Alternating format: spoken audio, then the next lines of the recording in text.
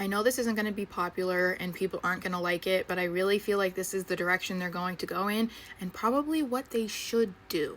So we know that this match is happening tonight, Finn Balor versus Seth Rollins versus Sami Zayn to qualify for Money in the Bank.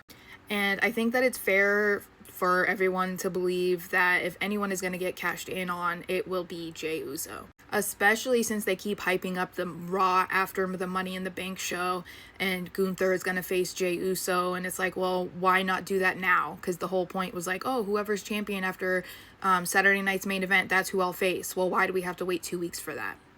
So even though all of the qualifying matches haven't been done yet, I really think that Seth Rollins is going to win. And he's going to cash in on Jey Uso to become the World Heavyweight Champion. And a lot of people aren't going to like that because it's like, okay, the Money in the Bank briefcase is supposed to go to somebody who needs the Money in the Bank to elevate them to a new part in their career, kind of like what it has been for the last couple years, at least especially for the women. But I think this year is going to be another year where it goes to somebody who's already established, who doesn't exactly need the Money in the Bank briefcase to have a championship match, and it's because of what is going on with both championships right now. Seth Rollins winning and cashing in, it just makes sense because of everything that they're trying to do with him, Braun, Bronson, and Paul Heyman. It also would get him so much more hate from the fans if he cashes in on Jey Uso only like 6 weeks after he won the title. On top of that, I don't think anyone is cashing in on John Cena. So, like, that doesn't make any sense either. Not to mention, I know there are people who are like, oh, LA Knight, this is going to be his third Money in the Bank, and how can he not win? Like, that's crazy.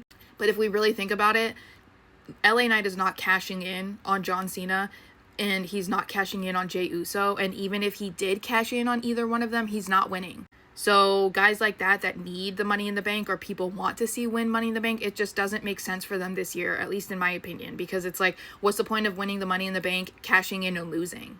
So it feels like this year it has to be Seth Rollins, and I'm hoping that if he cashes in, he pulls it the way that he did the last time he had the Money in the Bank briefcase, and he just challenges or cashes in during the Gunther Jey Uso match on Raw.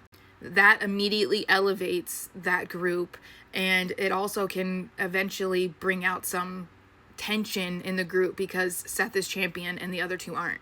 It also then immediately has something for Jey Uso to do afterwards because they have this whole thing with, well, he could have a rematch, but then we also have seen the Sami and CM Punk thing. So, I mean, and it already looks like they're trying to separate him anyway because they have him in this tag match against Cena and Logan Paul.